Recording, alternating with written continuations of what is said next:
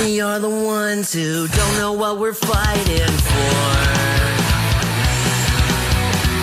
Give us a gun and send us all off to war. We are the ones who grow up in violent homes. We are the ones who don't know what's right or wrong. I know.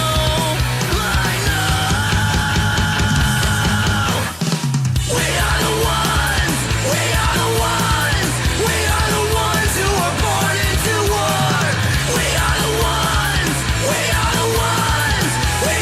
ones who just don't give a fuck no more. No more. We are the ones who don't know why we're losing score. Give them a badge so they could send us to the morgue. We are the ones who are scared to walk out front door. We are the ones who don't know what we're dying for. I know.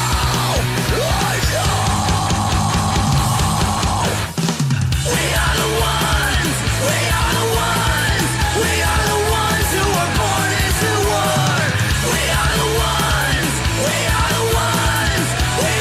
ones who just don't give a fuck now. We are the ones who were born into war. We are the ones who just don't give a fuck no more. No. Get off his fucking neck. That makes you know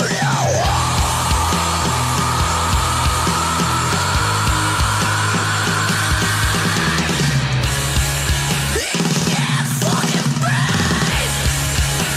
That makes you know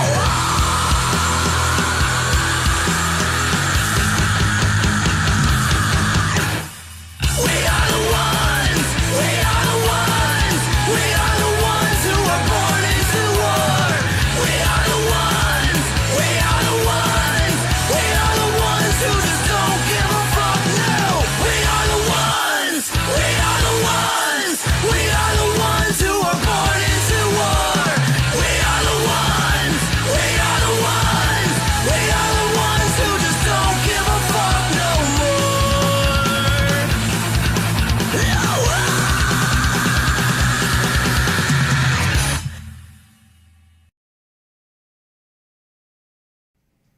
Warning: this podcast features adult subject matter, adult language, and things not meant for children to hear. Viewer discretion is advised. You've been warned. If it's Thursday, welcome, ladies and gentlemen, boys and girls, children of appropriate ages, to the latest episode of the I'm No Joe podcast, the show where every armchair quarterback can feel like Eddie Bravo. I, of course, am your hostess with the mostest, the Meter. Meter does many things if you're nasty. Today, as like most days, I have got a glorious panel with me here to get into the shit talking and shenanigans, the fight announcements, and the fuckery that has trickled out of the MMA pipeline since we saw you wonderful folks last. Before we get into all that fun and fuckery, though, first off, gentlemen, how the hell are you doing over there? We're here and we have fights at a really weird time. So we're here. Absolutely. Yeah, I feel that. I am not looking forward to the early morning fights. Even if I'm going to be awake by that time, I don't like fights early in the day.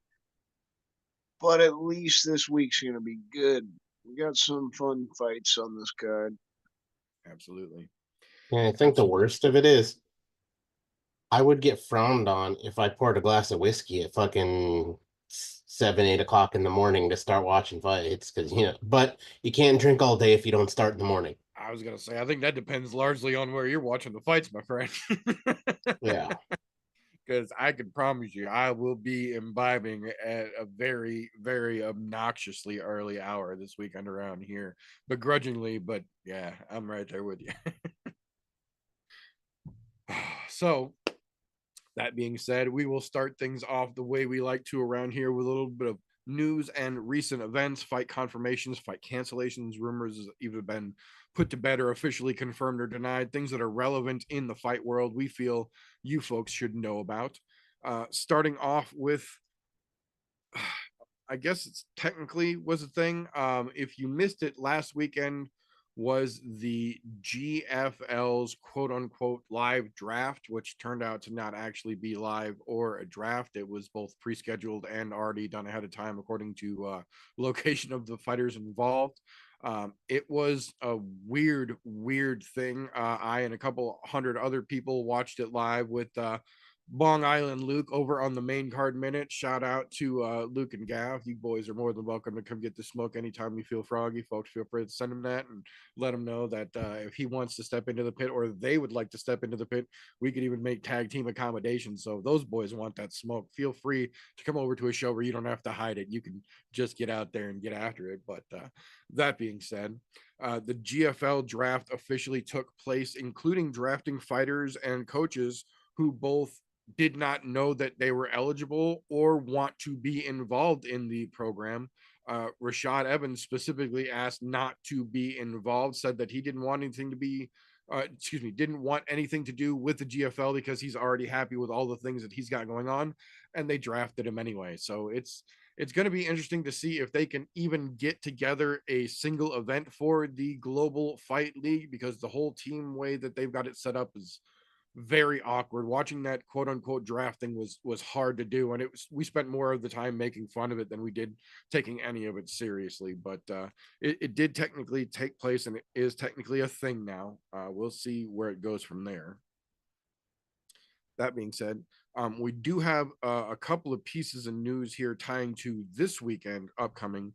First and foremost, we found out this week that Andre Muniz was out of his fight with Ikram Aliskerov at UFC Saudi Arabia because he could not get a visa to get into Saudi Arabia, which kind of sucks, but also that's not a good sign for international fighters going forward, being is that fight was supposed to be on the main card, I believe, of a pay-per-view, and that gentleman could not get his visa more than a week ahead of time. So it's going to be interesting to watch going forward if we start having more of these issues going forward. It could force some unintended rescheduling or rebooking of matches, and that might not be for the better. That being said, we've got a couple of things here that are tying to next weekend's UFC 312 taking place down in Sydney, Australia. The first one here, Cody Haddon is officially out of his matchup with Ilya's brother, Alexandre Topuria, who was making his debut next weekend. In his place, though, stepping in on 1 week's notice, is a gentleman. I'm not making this up. I promise you, look it up if you don't believe me. A gentleman by the name of Cody Thickness. Yes, that is right. Cody Thickness. Colby. I apologize. Colby Thickness. I apologize. I was looking at a different sheet here. Colby Thickness. He is a main training partner of Alexander Volkanovski. And with the changeup and Mr. Thickness stepping in to take on Ilya Topuria's brother, Ilya will be cornering his brother, and Alexander Volkanovski has announced that he will now be helping corner his training partner, Colby Thickness. So there will most definitely be tension across the cage in the corners this next coming weekend as well.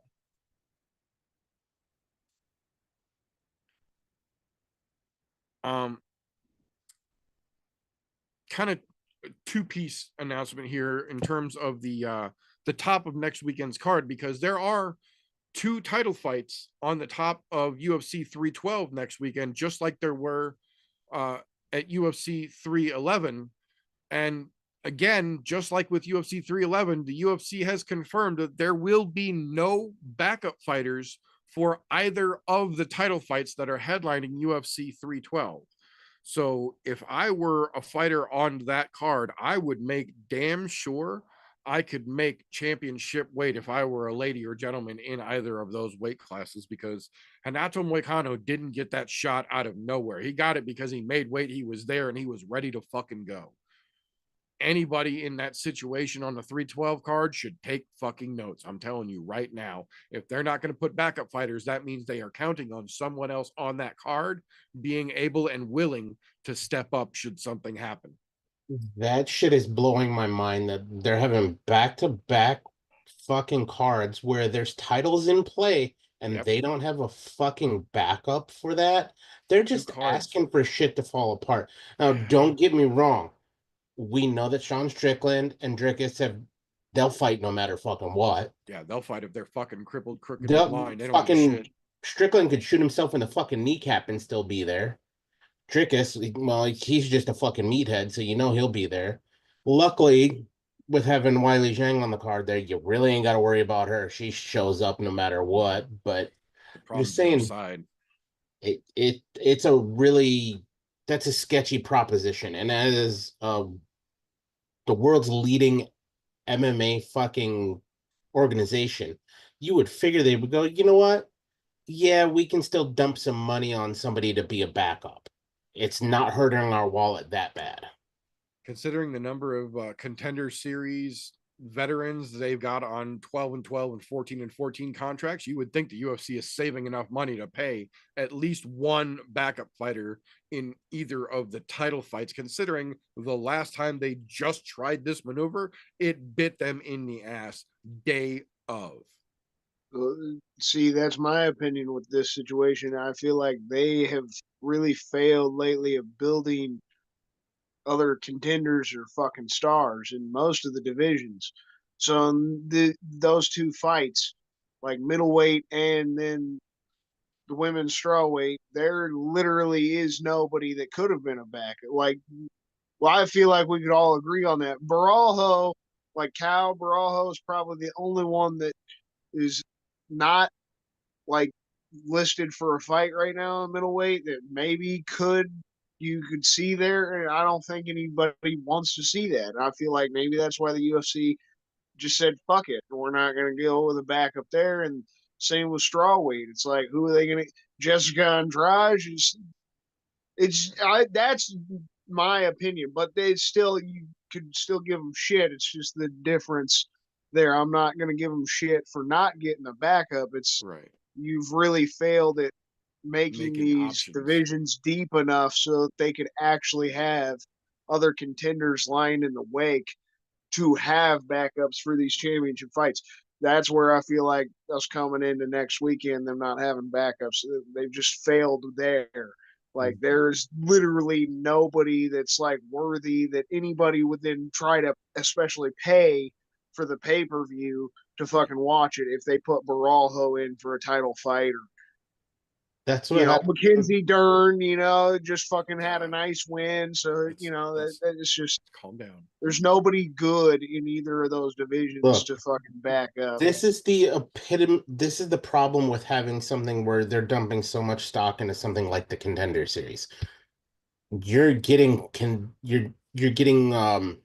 recruits. I'm not even going to call them contenders because they're not fucking contenders. No, they're bodies at this point. They're just maximizing the size of the roster while fucking cutting the cost that they're paying fighters. Yeah.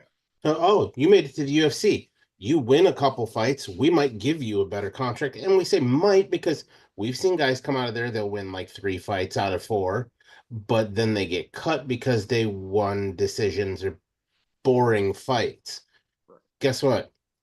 You're not going to get stars that way.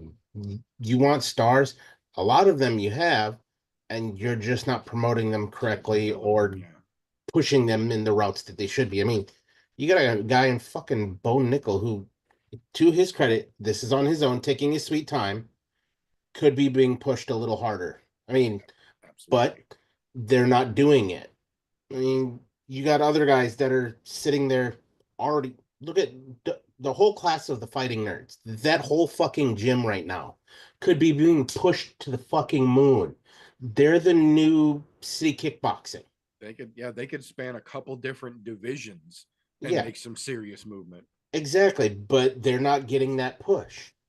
So I mean, the fact that Carlos Prates, that you mentioned in that, the fact Carlos Prates hasn't been fucking like announced for a fight yet, Yeah, it's really fucking fucking surprising. wild. They're not using what they have to make it so these situations where they go, oh well, we don't really have what's going to be a good draw for pay-per-views.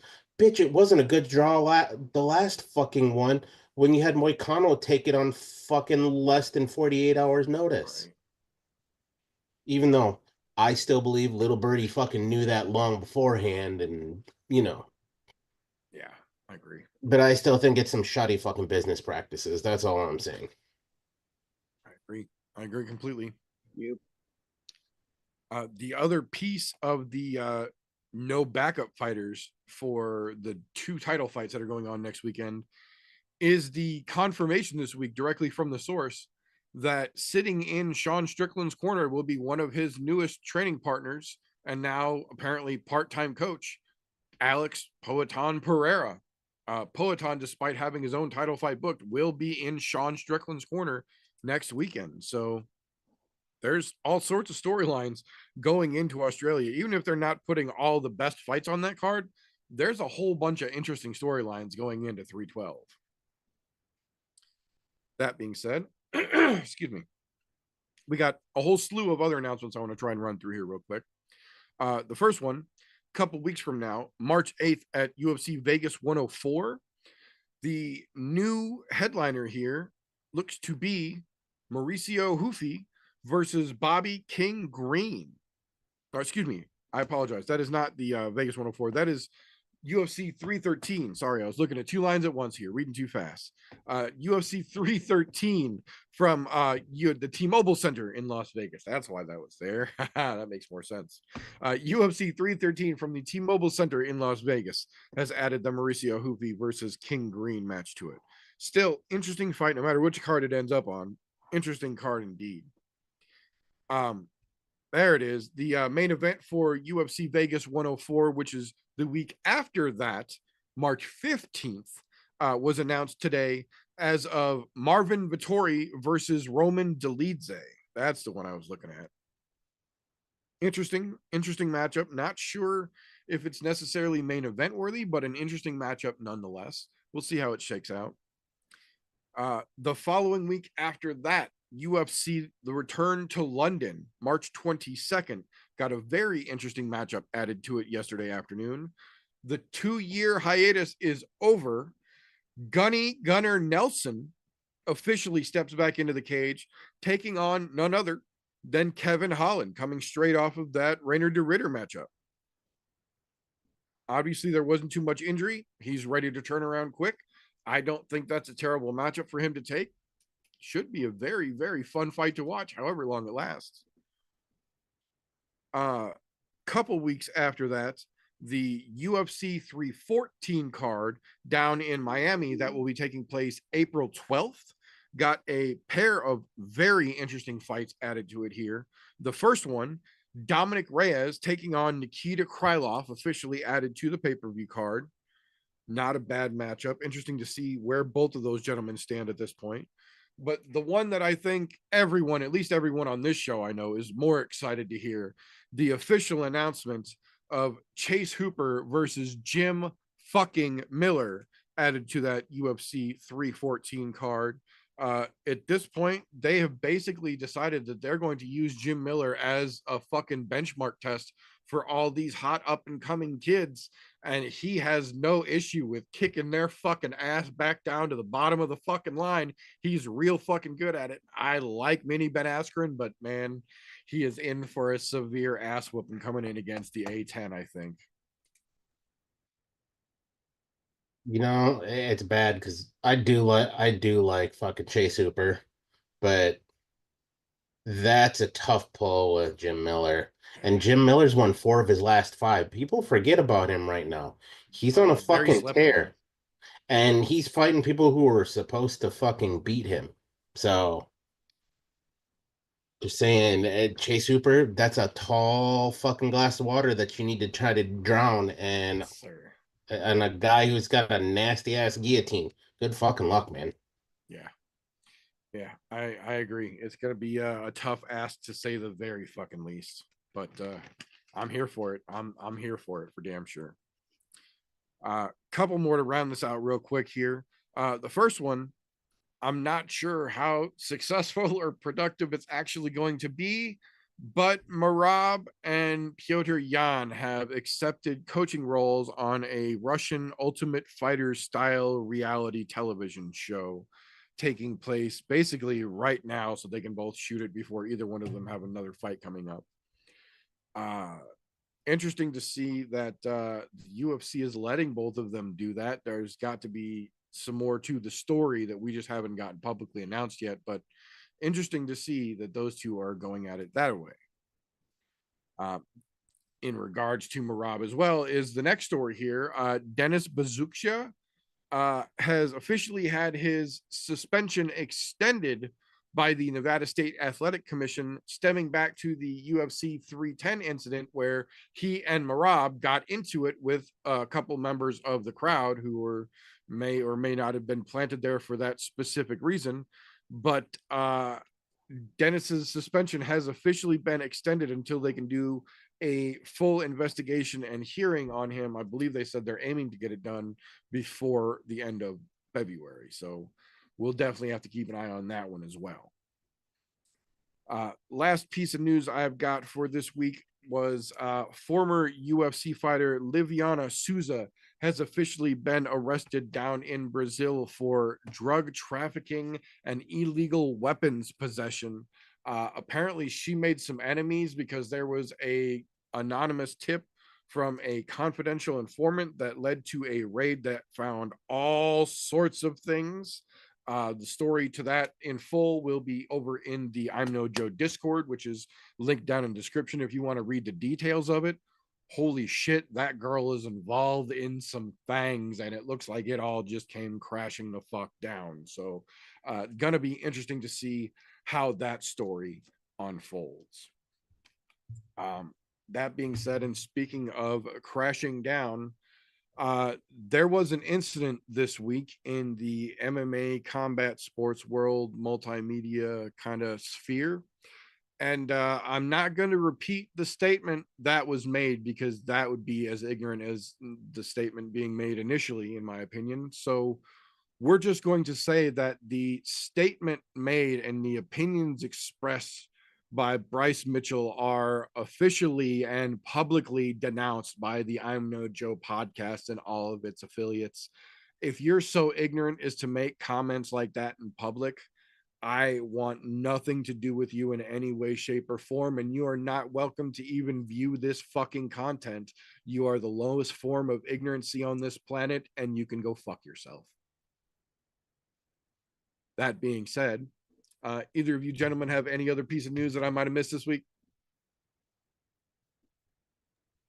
No, like I said, I haven't been on any social medias all fucking week, so I didn't catch anything. No, that's about it for me too. Bryce Mitchell is apparently one of the dumbest sons of bitches in the world, though. Sad too. Wanted to root for the guy, but it's pretty impossible. There's no coming back from it. No, unfortunately, that will be that.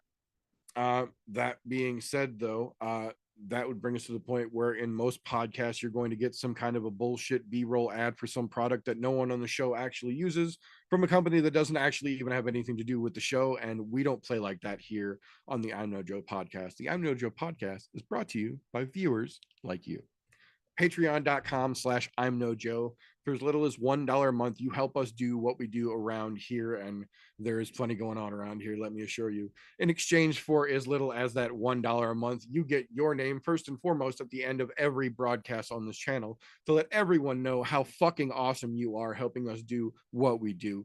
But on top of that, for even the $1 donation level, you get unrestricted and unfettered access to the behind the scenes and unaired content, all of the shit that may or may not have gotten us kicked off of OnlyFans as the first podcast ever done so. You guys get full and unrestricted access to enjoy for helping us do what we do. That being said, if you've been watching combat sports as long as some of us have been, you generally tend to start to learn what you like and where to find what you like and when what you like comes on, and you start to lose the forest for the trees. Luckily for us here on the ImNoJo podcast, we've got ourselves a bona fide young person out there just ever so diligently fingering the MMA pulse, helping keep us abreast of all the names that are going to be names before they are names, in a little segment that we call Slows, Cans, and Contenders. Appreciate you, brother. So, I mean, there's a good bit of trash on this card, even though there are also a handful of fights I am excited for. I'm going to actually start with my on the fence shit before I start with the trash. The contenders I got. Schrodinger's contenders. Is he an MVP? I got two of them. I think both of them are on the fence just because both of them could jump themselves.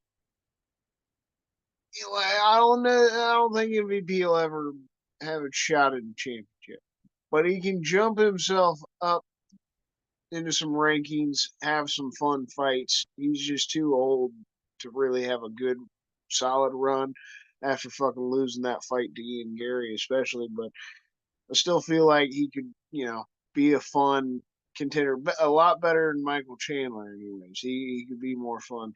Fucking Izzy though, he could obviously work his way back up to a title. Everything he's done in his career, dude still seems hungry. I mean, he's fucking not fighting on a pay per view. He's not fighting in a title fight. He's still fucking fighting. He's still going for it. He doesn't need the damn money. He's no different than Connor in that regard. So that alone excites me. But I still feel like they're on the fence. Both of them lose. It's kind of over for them. So the shit that's in the trash, man, there's a good bit of it. Damir Hadjkovic, I got to throw him in the trash. The 1-3 in his last 4 fights, and he hasn't fought in about 3 fucking years. So, I mean, this one's just feeling like a layup for T-Rex, which I love. I mean, I want to see Terrence McKinney have a nice motherfucking showing. It's been a little rough for him. Last year wasn't the greatest year, but he is get or get got. That's what I love about him. But throw Hadjkovic in the trash. You got Jamal Pogues. You throw that whole fight in the trash. Hamdi Abdel Wahab, the same situation as Hadjkovic. Dude hasn't fought in like 3 years, but that situation was different. He was suspension. I think, tested positive for PEDs, had a 2-year fucking suspension based on that, and then motherfucker gets popped again, whether it was the residuals from the first shit or what have you. They gave him another fucking 6 months. This dude hasn't fought in like 3 fucking years. He only had the 5 fights professionally to begin with, even if he had the exciting debut, kicked himself in the balls real good and hard. And I don't see this fight being anything other than a heavyweight walrus slap fight. It's not going to be a good way to start a night off with any imagination at all. You got Shamil Gaziev and Thomas Peterson. You throw that shit in the trash, no different. I feel the same about that one. I am excited for the fucking Pavlovich and Rosenstrike fight. There's that one heavyweight fight I think will be good for us. Pavlovich is my contender on that side, if anything. I feel like he can bounce back and still have a chance. But the rest of it in the trash, you got kind of awfully, man. Why do they keep bringing in the guys that lose the Ultimate Fighter? There's no reason to keep going with the Ultimate Fighter in the first place. And I'll honestly admit that, even though I'm the dude talking about the up and coming young guys, right? Like, it's getting old, it's getting dumb. They're finally at least doing it a little better this year in a sense, right? Oh, 2 older guys that aren't fighting anymore come in to be coaches. At least they should have been doing that a while ago instead of trying to fucking still like use active fighters and try to make fights out of it. Because then you had the situation of the last season. They don't even fucking fight. Or the season before that with Juliana and Amanda, it took forever for them to fight. They're just horrible, boring. There's no fun to it. Saeed Nurmagomedov, I'd throw him in the trash as well, and Myra Buena Silva. Really fucking throwing her in the trash. I think Jasmine Vicious is just going to smack her around, no different than she's been smacking around in the last couple fights. The contenders to look out for, though, there's a good few of them. Just touched on it. Jazz Devicious. I'm excited for her to see how she smacks around Myra Buenaselva. If she goes out there and gets a finish, it'll definitely help her start to work her way up the rankings in that flyweight division. I mentioned Pavlovich too. He's got a chance to bounce back up. Heavyweight's really fucking weak, and that dude was literally just killing people. Just round one knockouts left, right, and center. Had a couple losses and bounces back from that. It'd be easy for him to jump back up quickly. You got Terrence McKinney. He's get or get got, but that kid is still young and he's got a hell of a lot of potential. If he can really pull some fucking defense together, some of the, it's really all it is. He's just been young. He goes out there, he throws it all on the line, he makes some mistakes, and he's been caught in some situations.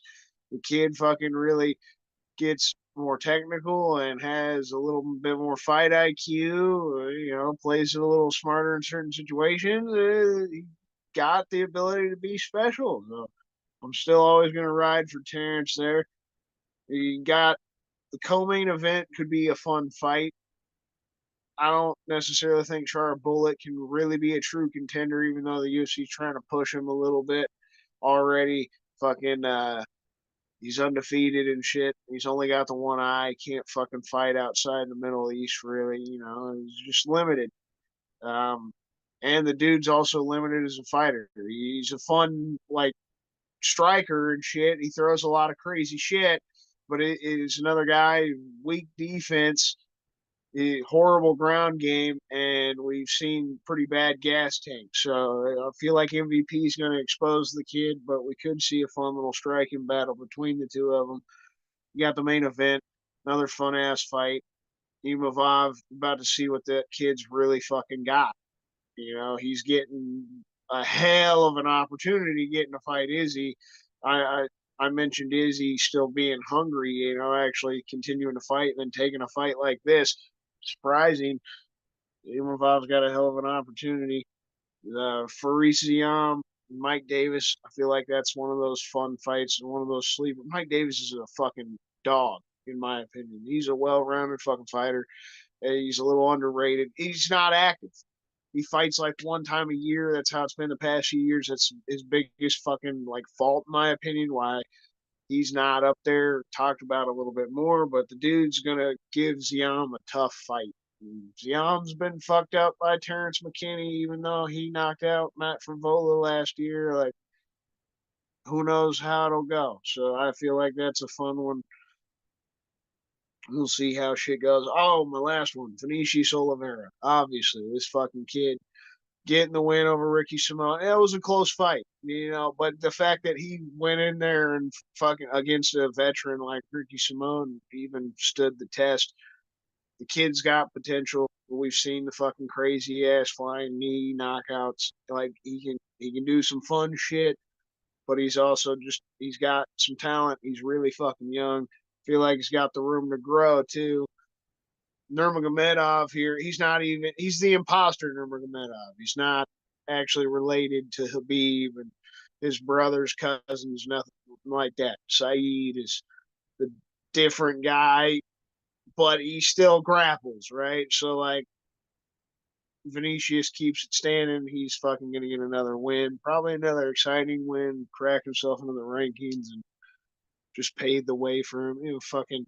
He ain't gonna beat Marab if he gets up there, but I want to see those fun fights like him fighting Song Yadong or fucking O'Malley or Corey Sandhagen. This kid is one of those fun ass strikers. I want to see him in those matches against those other top fun strikers. I'd like to hear what you boys got for your cans and contenders this week. There's definitely plenty to throw in the trash, but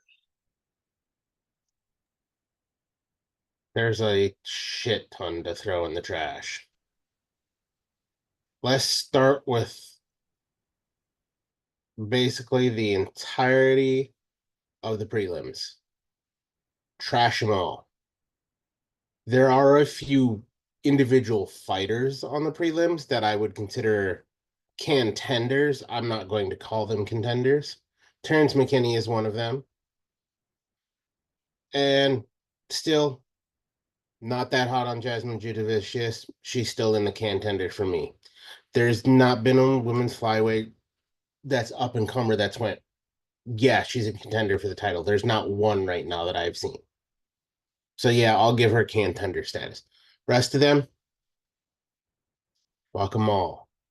You got a known cheater against Jamal Pogues. Dude, who gives a shit? Move on. Bogdan, Lucas Alexander, nobody cares. Moving on. Not talking about the women's fight because I don't care.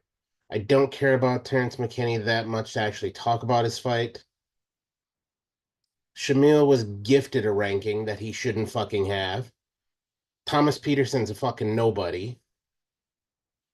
And like you said, you've got a guy in the premier fucking prelim that is a failure from the Contender Series. How is that possible? How are you in the premier prelim spot and you're a failure from the Contender Series? A fucking loser from the Contender Series.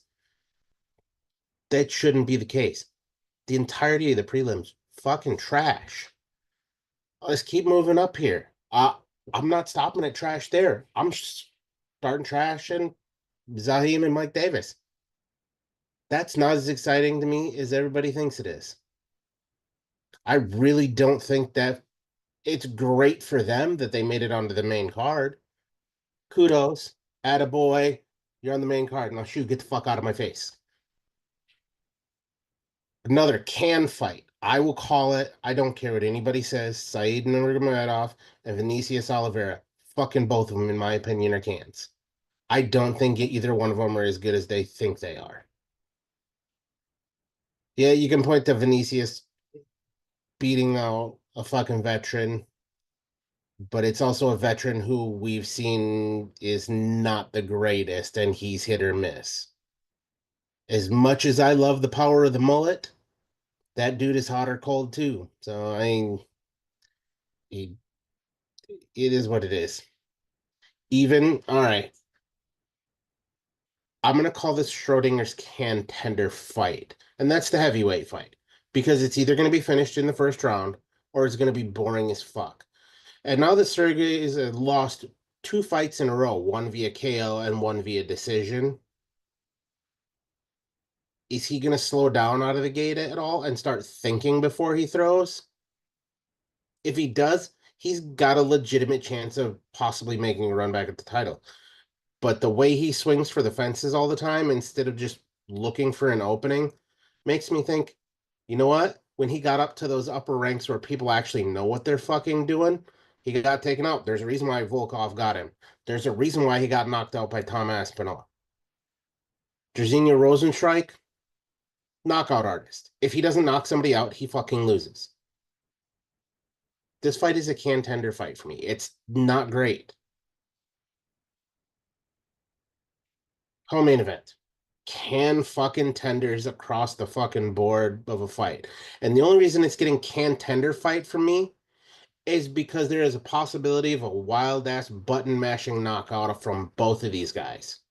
Both of them throw some really weird ass fucking strikes and make some crazy fucking highlight reels. You got Char Bullet with the double spinning back fist. I mashed all of the keys on my keyboard at the same time and it just fucking worked. And you got MVP who does the stupidest fucking shit after he wins a fight.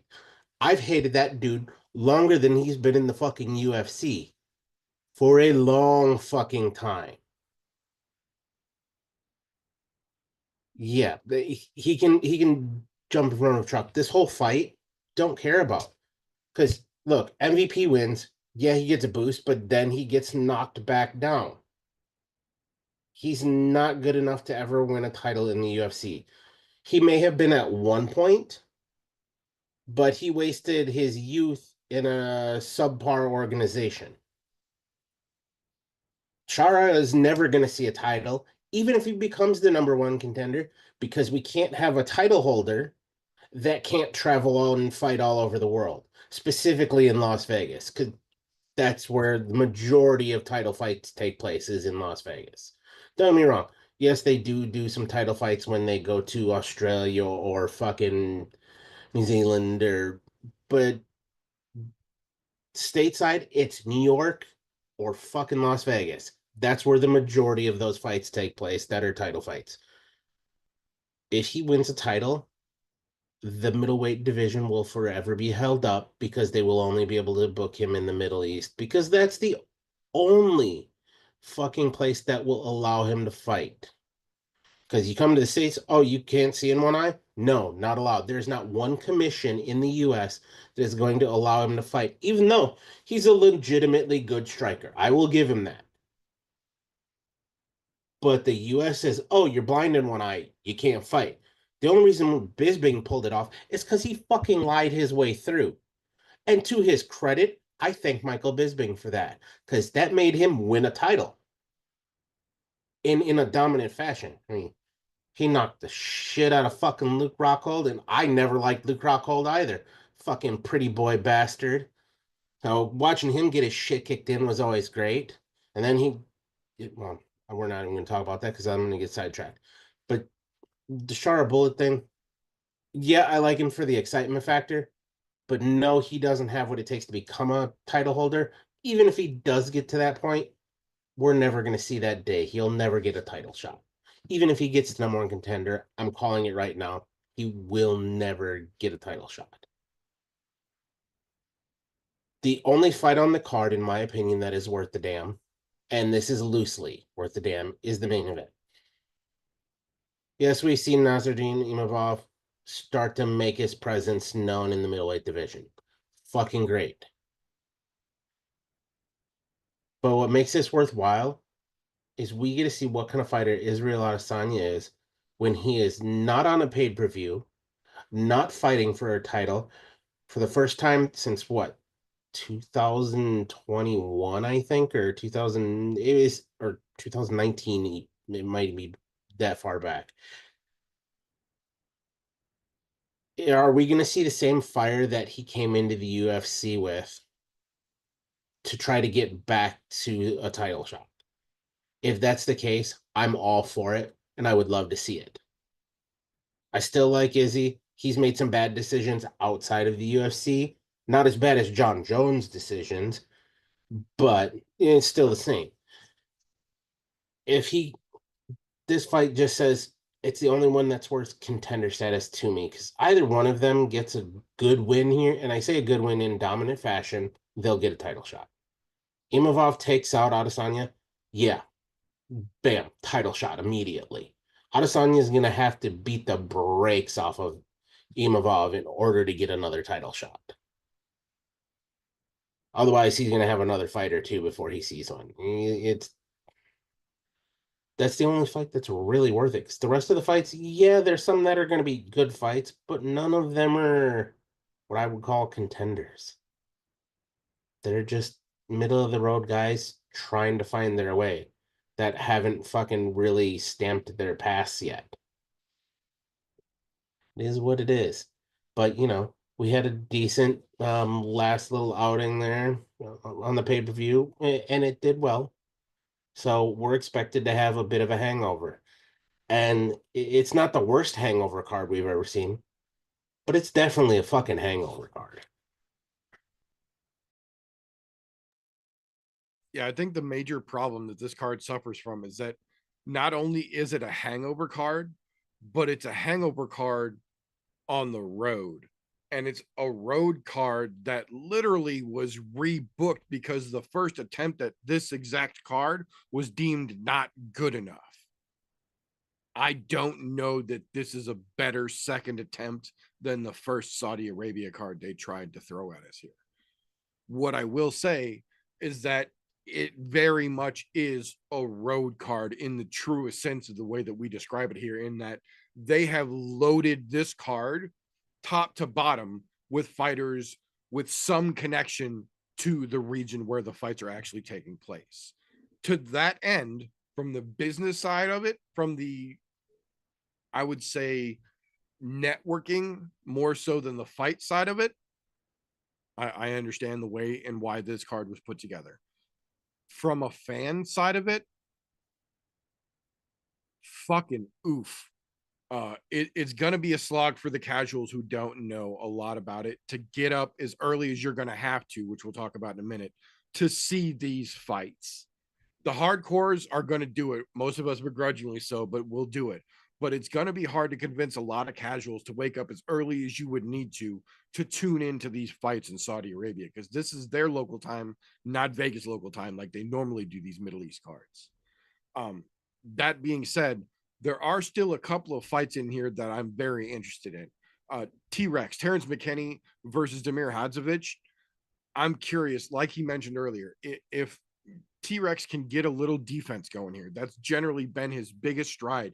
He goes forward until he gets or you get him, but he fucking gives it everything he's got in the process. If he can dial that back, if he can get a little better fight IQ, work the defense up a little bit, I think he could really show out here and show people that he has evolved from the guy that gets got. Not quite enough for me to put a contender status on it, but I'm very curious how that fight plays out. The one that I'm oddly the most curious about, the one that I am giving my contender status to, is Said Nurmagomedov versus Vinicius Oliveira. And I'll tell you why. I guess now it's been probably 8 months-ish ago. We had two gentlemen who so vehemently despised each other. There was so much dripping vitriol between the two of them that literal staffed security could not keep them apart anytime they were within 15, 20 feet of each other. There were multiple run-ins between these two fighters during the week leading up to the actual fight between the two of them that involved police at one point. It got so fucking crazy. This was probably the most buildup we have seen for any non-title fight in the UFC in easily a decade. The fucking hype was real.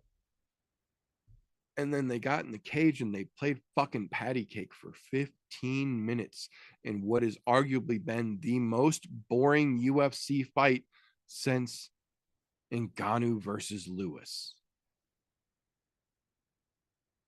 We have the opposite side of that coin this weekend. Said Nurmagomedov and Vinicius Oliveira were literally in the rec room of the Fighter Hotel, laughing, joking, and playing fucking ping pong with each other this afternoon during their weight cut leading into this fight. If Occam's razor and Murphy's law have anything to fucking play in this world, this should give us fight of the year contender between these two, because they have been the most cordial, civil, and chummy leading into this we have seen in so fucking long. It should give us the polar opposite of that bullshit Manel Cop fucking fiasco. And I am curious to see if they can fucking do it. The MMA gods are cruel, and we could very well get a 15-minute fucking slog fest. But you know what? Weird shit happens sometimes. And this is one of those strange weather on the horizon kind of fucking moments. I think we might see some fucking thunder snow in the Middle East. This could be the weird shit we all love to fucking watch. And I'm here for it because it's on the main card. So it's going to be the part that gets the most focus anyway.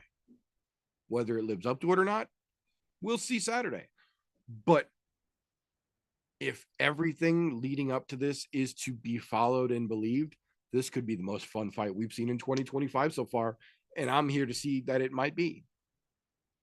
That being said, I think the co-main event is a whole lot of shiny turd. I think it is MVP in a weight class he has no intention to stay in, strictly taking a fight that he knows the guy he's fighting against is not going to try to take him down and will gas out and give him a chance to make a highlight reel finish. And if he does get a good finish, it will potentially get him another fight of the same style and caliber in this other division again, should he have another stall or things not go his way back down at welterweight, because welterweight is actually got some genuine contention in it right now. And the top of middleweight is pretty much fucking locked up with all the shit going on there. He doesn't really have a path to the title, even if he stunts on the Pirate, which I don't think he's going to be able to do, at least not easily. I think MVP is going to get some good shots off, but neither one of them generally have much of a gas tank. I think being at home, the Pirate is definitely going to have an advantage. So I think there's going to be fun moments in the co-main event, but I very much agree with TJ here. I think this main event is really a fucking litmus test on both sides here. I think if Imavov can stop Israel Adesanya, not take him to a fucking 25-minute decision, if he can stop Israel Adesanya, he jumps himself to the very fucking tippy top of a very short goddamn list for the next title fight at middleweight.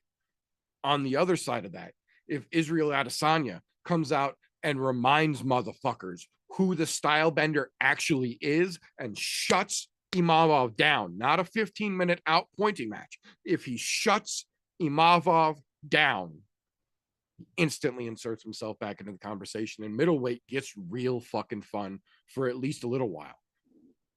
But on the opposite side of that coin, if we get a 25-minute slog fest in that main event, no matter who wins,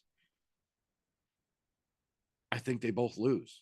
I think if we see 25 minutes out of that, if we go to the judges, I'll put it that way. If we go to the judges in the main event, both of those gentlemen lose. And I don't care how fucking exciting the fight is to get there. If judges' scorecards get read for the main event, neither one of those gentlemen win from this fight.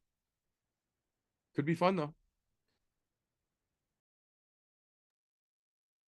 I gotta agree with that last thing you said there. That's the biggest thing that's on the line in that main event. One of them's got to win in some sort of spectacular fashion. Boring decision is not gonna do shit for anybody. I appreciate both of you boys. It's good shit. Thank you very much, sir. Much appreciated.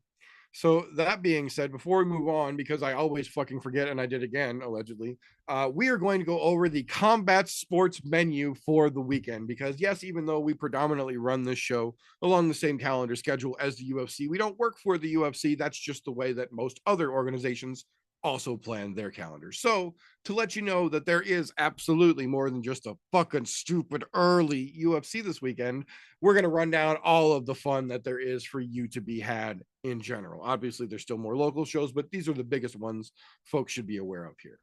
So, as is more often the case than not, starting out bright and fucking early tomorrow morning at 7:30 a.m. Eastern, 6:30 a.m. Central Standard Time, One Friday Fights number 95 goes on. They are over in Lupinmi Stadium again in Bangkok. Excuse me. This one, 2 MMA fights, 1 kickboxing fight, and 7 Muay Thai in 4-ounce MMA gloves. I fucking love that so much. It is so much fun to fucking watch. Casuals are probably not going to know many, if any, people on this card, but if you need to see someone get punched in the face with breakfast tomorrow morning, get your coffee and turn over to YouTube, because that's where this one will be broadcast. That being said,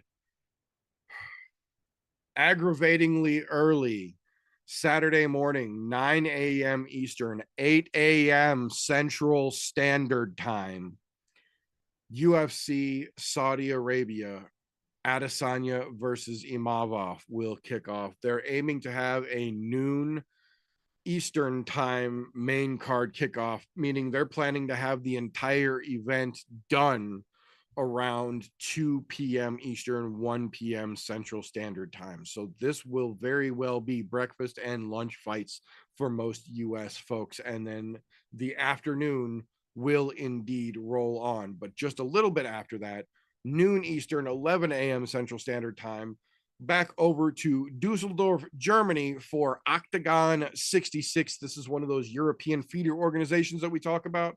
Generally, when guys get to the top, guys and gals get to the top level of the organization, title contention, title level, they usually get snatched up by major organizations like the UFC.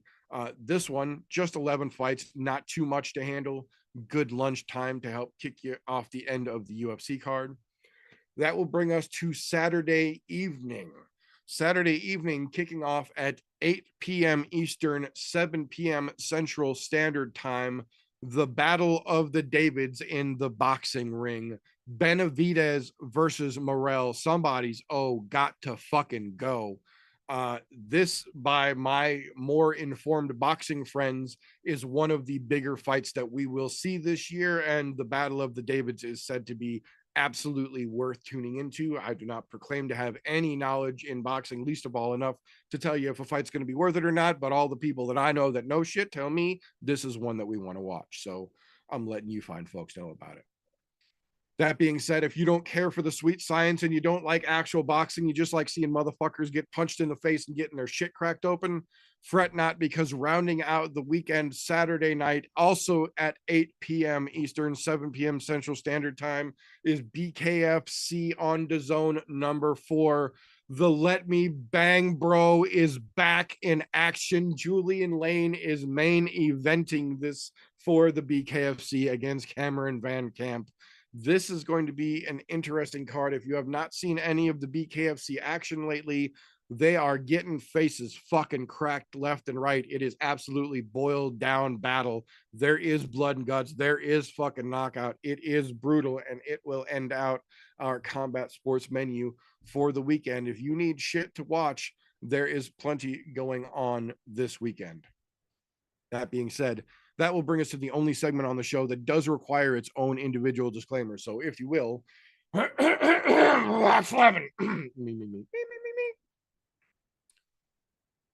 Tapology.com does not in any way, shape, or form support, sponsor, or endorse the I'm No Joe podcast. Yet. That being said, Tapology.com does let you go onto their site, create a free account, and make fantasy style MMA picks like we do here on the show. They even let you make groups there. So we made one. It's called ImNoBookie, all one word, or group 965, however you need to find it. The group is open to the public and you are welcomed and encouraged. Make yourself an account, join the group, let us know who the hell you are, and we will hold your picks accountable with our picks in a little segment that we call Tapology with TJ. Surprise, motherfuckers. We're not talking about last week's Tapology. We did that last week. And we did a little short show last week. So if you guys missed it and you want to know how those results were, go back to last week's show because I'm not fucking doing it again. For those of you that are just listening, I flipped you off since you can't see that shit. Now, with all of that being said, if you have not made a Tapology account, go make one. It's fucking free. I know you motherfuckers like free shit. Otherwise, you wouldn't be listening to us for free. You'd be joining the fucking group and paying up, making our show do what we do. But you're not. Otherwise, your name would run at the end of the fucking show. So, how about you go make yourself a free fucking account on Tapology. Join the group. It's also free. That's group 965 or ImNoBookie. Look it up however you need to. It's really not that fucking hard. We bang this fucking nail every fucking week. Yet I'm not calling more people's names. I don't know if you guys are just joining the group and don't want me to know who you are, which is fine. If you've at least joined the group, just put it in the comments. Just say, yeah, I joined the group, but I don't want you to know who I am. So that way I fucking know. If not, whatever. If you tell me who you are, though, you will be held accountable. Your dick will be ran over from time to time, and you will get patted on the back. And if you're just a middle-of-the-road guy, nobody cares anyway, so you ain't got to worry about your name. Maybe just try to be average. But that being said, we're going to skip right over to the odds for this week. Now, as per usual, I am using BetMGM. So I'm not looking anywhere else, so your odds may vary slightly. To nobody's surprise ever, on a hangover card, there is a lot of coin flips. Whoop-diddy fucking do, Basil. What does it all mean? It means it's a bunch of fucking nobodies and nobody cares. What's funny is there were wider odds on the card, but those fucking fights got canceled, like the Andre Muniz and Ikram Alex Kara's fight. That one would have been the widest odds on the card at the time. So we're just going to cover a couple of the what I'll consider wider odds and then the one widest odd on the card. On the prelims, Jasmine Judavicius and Mayra Bueno Silva. Got Judavicius coming in as a minus 250 favorite over a plus 200 in Mayra Bueno Silva. To nobody's surprise, because Mayra Bueno Silva is kind of hit or miss. Then you got moving up from there. We got on the prelims as well, Thomas Peterson and Shamil Gaziv. I don't know if it don't fucking care. Um, got Shamil coming in as a minus 350, Thomas Peterson coming in as a plus 280 in the underdogs. Not super wide odds, but they're fairly wide. Over on the actually, we'll cover this one too. The premier prelim. Awfully being the asshole who can't make it through a fucking Ultimate Fighter series, getting another shot, comes in as an underdog at minus 260. Muhammad coming in as a minus 325 favorite. To nobody's surprise, you can't be the fucking favorite when you can't even get out of the Ultimate Fighter house. Fuck right off. The other one here that I'm gonna mention before the fucking widest odds on the card is gonna be the Jairzinho Rosenstrike and Sergey Pavlovich. To nobody's surprise, the odds makers have Pavlovich coming in as a minus 325 favorite over a plus 260 in Jairzinho Rosenstrike. So take that with a grain of salt. Like I said, we all know those odds would have been a lot wider, but they know Pavlovich can be beat now. So it is what it is. Depending on who shows up, which Pavlovich shows up, we'll know a lot. It might be one you do want to bet on Rosenstrike because he is a knockout artist, and it only takes one for him to sleep somebody. Not much different than Pavlovich, who is also just a knockout artist. Weird how just the strange only knockout artists never seem to get anywhere near a title. Maybe they should rethink that. Now for the widest odds on the card, we go back down to the prelims there, and it's Terrence McKinney and Demir Hadzovic. They've got T-Rex coming in as a minus 500 favorite over a plus 360 underdog in Demir. So those ones are right on where they should be. But it is also going to depend on which T-Rex shows up. It's one of those guys where I would love to say, you know what you're going to get, but you really don't. He lives by the sword, dies by the sword. Kind of like having Brett Favre as a fucking quarterback. You're either going to win crazy shit or you're going to lose crazy shit. He's that fucking guy. As per usual, we'll cover the co-main and mains. Co-main, MVP, Michael Venom Page, and Shara Magomedov, Shara Bullet, whatever you want to fucking call him. I've got Magomedov coming in as a fucking favorite in a minus 185 over a plus 150 in Michael Venom Page. So really not far outside of a coin flip. Not surprising considering we know they're just going to stand and bang and somebody's going to go to sleep. For the main event, white crazy here. Israel Adesanya, Nasruddin Imavov. I've got Imavov coming in as a plus 140 underdog. Izzy coming in as a minus 170 favorite. They've got it as a coin flip. Apparently, the odds makers have lost some faith in Izzy and have quite a bit to think about Imavov having it that close, being pretty close to a coin flip. So tight odds might be one maybe you want to do a little parlay. And actually, if I was going to parlay something, it would be the co-main, the main, and then for an easy pick, I think I would go down and fucking pick Pavlovich. And I say Pavlovich is an easy pick loosely, but you could do the co-main the main and the people's co-main event as a good parlay, but there. And pray to God all three hit. Other than that, that's what we got for this week. When we come back, we will cover what happened this week over in the ImNoBookie group. Also, free to join. If you're still on the fence, you've had all this time for me to be running my mouth about shit you honestly probably don't care about because you're probably not a bettor. You could have been making a fucking Tapology account for free. You didn't have to worry about spending money on bets. Go make the account. Group 965 ImNoBookie. It's fucking free. You cheap pieces of garbage. Go do it. Thank you very much, sir. Much appreciated.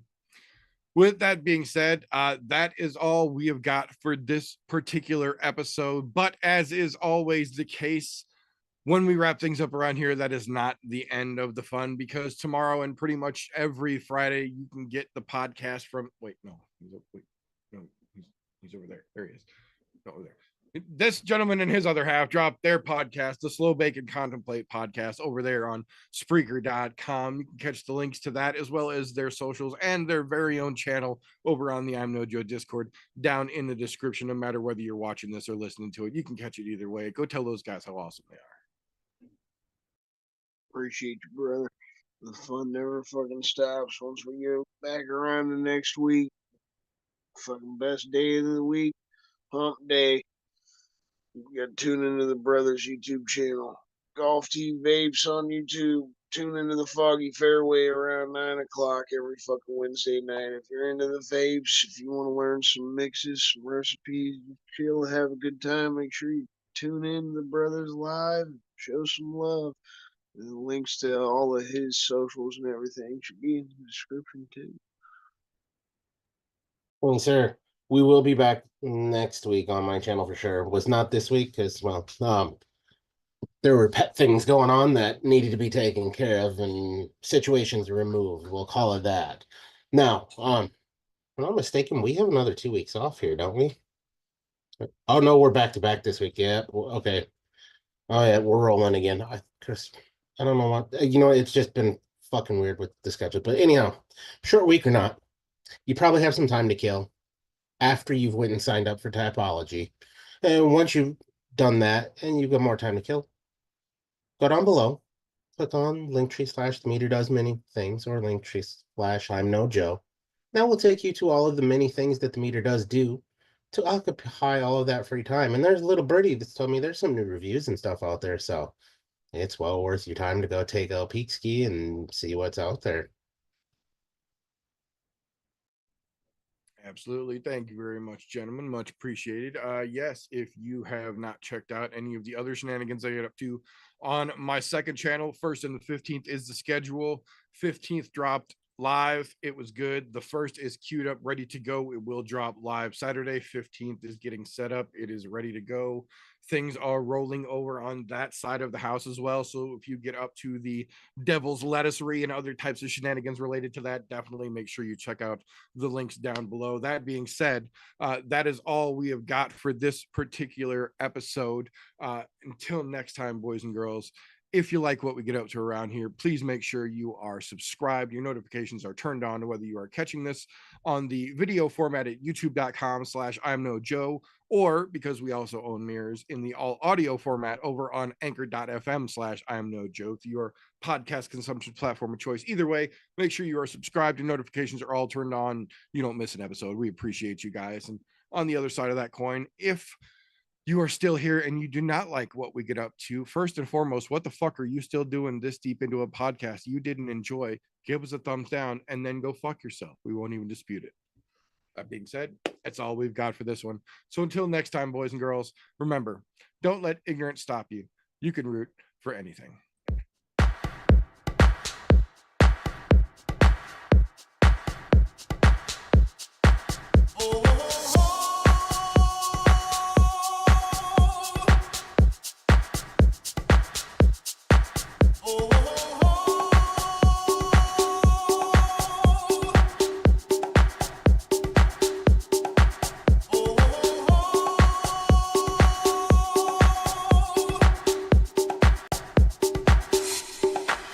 Everybody was kung fu fighting. Those kids were fast as lightning. In fact, it was a little bit frightening. How do I say goodbye to what we had? The good times that made